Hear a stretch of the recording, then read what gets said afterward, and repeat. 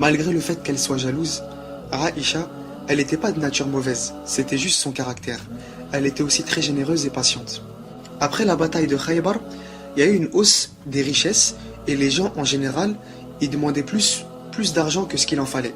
Alors le prophète alayhi salam, il s'est écarté de ses femmes qu'il avait rendues tristes par rapport à ça justement.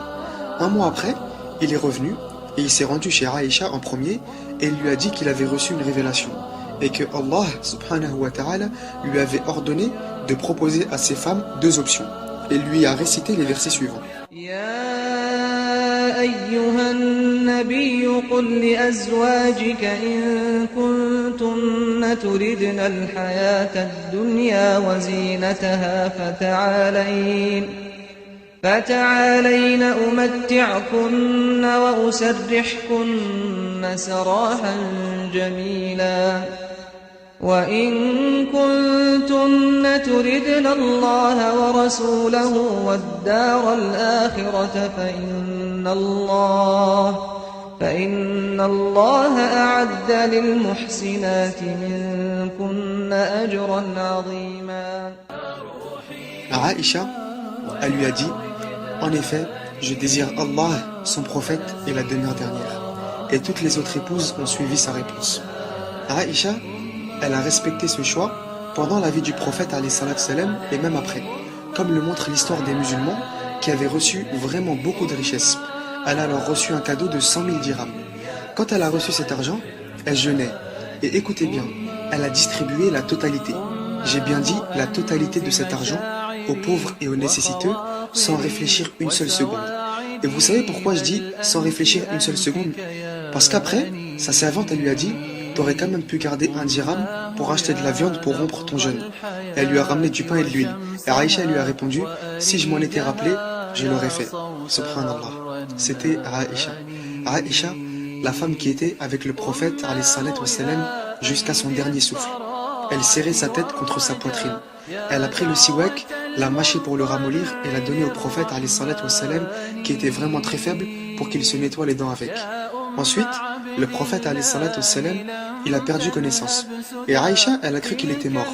Mais une heure après, il a ouvert les yeux et à ce moment-là, elle s'est rappelé que le prophète alayhi salatu wassalam, il lui disait « Aucun prophète ne meurt avant que ne lui soit montré sa place au paradis et qu'il n'ait eu le choix entre vivre et mourir. » Après, Aïcha, elle a dit « Il ne nous choisira pas maintenant. » Dans le sens, il a vu sa place au paradis, il ne va pas nous choisir nous et ce bas monde. Et à ce moment-là, elle a entendu le prophète alayhi salatu wassalam murmurer ces mots « Avec la communion suprême au paradis, avec ceux sur qui Allah a répandu ses faveurs, les prophètes, les martyrs et les justes. » Et il murmura encore « Ô Seigneur, avec la communion suprême. » Et ce fut les derniers mots qu'elle entendit sortir de la bouche du prophète alayhi salatu wassalam.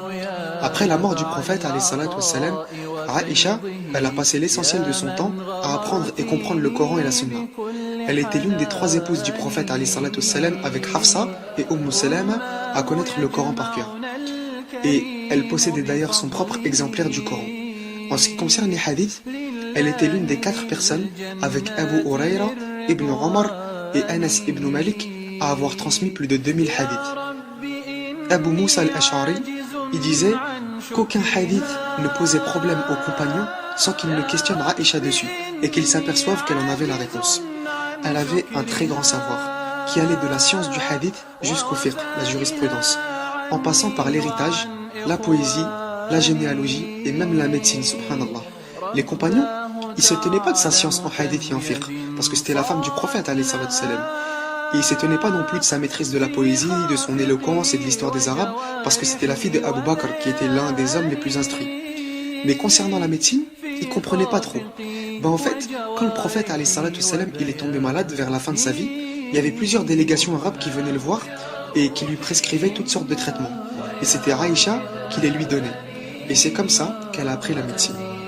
Les savants la considèrent comme l'un des premiers juristes de l'islam, au même titre que Omar ibn al-Khattab, Ali et Ibn Abbas. C'était la femme la plus respectée de son temps. Elle est morte pendant le mois de Ramadan et pendant qu'elle enseignait, elle a été enterrée au cimetière de Médine avec bon nombre de compagnons et une autre montagne de science s'est alors envolée. هذا ما أعلم والله أعلى وأعلم سبحانك اللهم وبحمدك أشهد أن لا إله إلا أنت أستغفرك وأتوب إليك. السلام عليكم ورحمة الله وبركاته.